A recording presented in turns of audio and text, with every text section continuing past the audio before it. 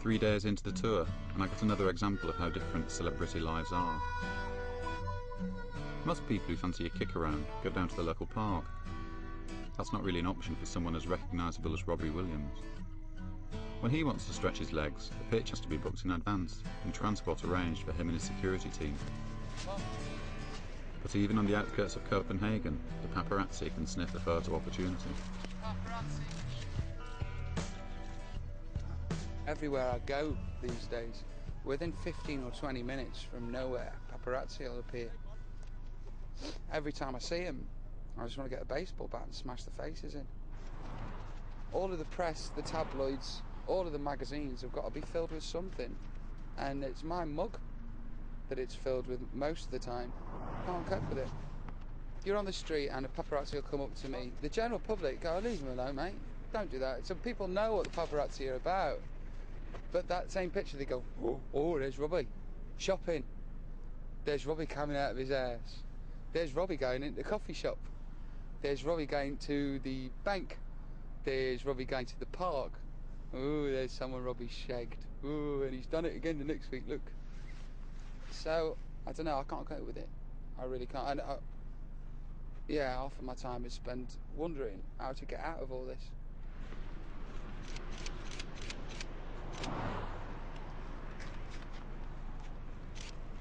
Okay, you got your picture there. But I don't buy the tabloids, I don't read them, I don't want to know anything about them anymore. OK Magazine, Hello Magazine, all of them bastards of them fucking stupid, cunty magazines. Celebrities are hardly ever alone. There's always someone on the payroll helping to organise things. Life, for example. Robbie's little helpers include David Enthoven, his manager, and Josie Cliff, his personal assistant. My job, it's basically to manage Rob's diary, record company commitments, his personal commitments. So then, go to Paris for a day to do the TV, in and out on private plane. Do you still want to go in a plane or do you want to go in a helicopter? You said no to helicopter. No to helicopter, plane. And it's a question of making sure that on a week-by-week basis, everyone gets what they want. Then It's my sister's birthday. There. Will you go up? I might do, I don't know. There's a fine line between getting on with someone and still doing your job. Although we're friendly and we are friends, you can't... there's always the underlying reason of why you're there, and that's because I'm paid to be there. And I'm paid to do the job I do. But you can never relax too much and think, oh, this is just a great job and we're mates and I'm hanging out with Robbie Williams, because it's not like that. Because if you think like that, then all your planning and your organisation will fall by the wayside. Something will go wrong and you'll be out on your ear. He says his teeth are hurting, you have to make a mental note, make sure he goes to the dentist before we go away again. If he wants a housekeeper, you interview a housekeeper, find them for him. The security people we found, make sure there's food in his fridge. You know, just absolutely every element, absolutely everything is part of keeping him happy. And if he's happy, he's working. And if he's working, the record company happy. So, you know, it's the nature of the business. The business being to sell as many records as possible for Robbie's label, EMI. Are we on this one? And I'm very, very happy to present you with the first gold record from Austria. It took quite some while. I hope you excuse that Yeah, it it's took okay, so long. man. At the last count, he'd sold 20 million records worldwide, which means a lot of people make a good living out of Robbie.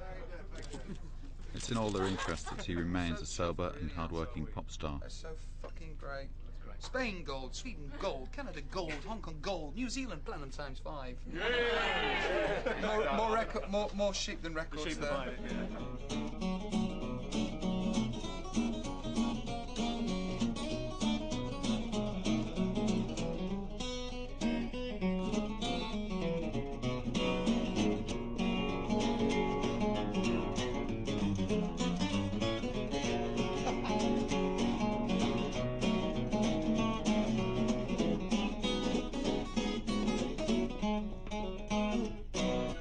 Do you know what? Today, I really don't feel like a drink.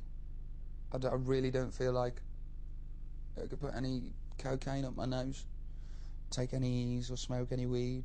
You know, I don't want to. Thankfully, you know, the compulsion has been removed, or the obsession to do all that sort of stuff has been removed today. It might be back tomorrow. It's stuff like this that makes me drink. You know, it's stuff like getting off stage and going, well, I hated that. I'm going to drink myself into oblivion, or spend all night up snorting cocaine, and then I've got another show tomorrow, and you know, that whole thing again, you know. You have to keep doing that, keep doing that, and keep doing that. It isn't here right now, and if I look at it right now, I've got nothing to worry about. I'm just dreading getting on stage this evening. It's a beautiful day. Don't let it slip away. There has to be somewhere some part of it that he likes, deep, even though it might be really deep down and locked in there, you know, in a sort of subconscious. The way that he's so at ease when he's on stage, you've got to think that there's a little something in there that's actually having a good time. But I know that he does really struggle with it as well, and he finds it very difficult, and so, you know, I believe him when he says that he doesn't like it. We're gonna rock this one to the left, to the right. 1, 2, 3, 4.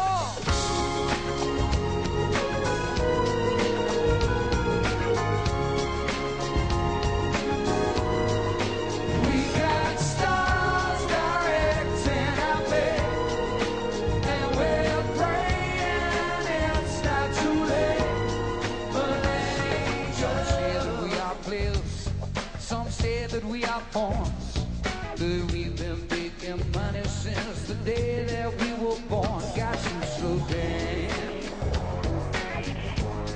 'cause we're low down.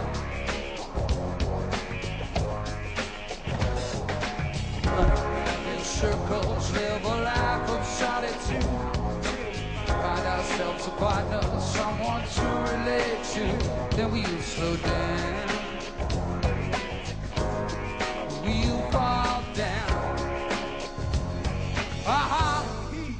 We got stars directing our way. We're praying it's not too late, 'cause we know we're falling from grace. I always felt like the odd one out. I wanted everybody to like me. I found that before I could walk, I could dance, and we can't.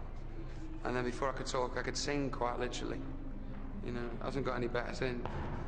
But I found that if I did that, people smiled, and people paid me attention.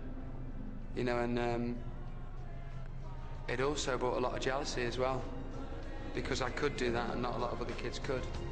You know, big claps.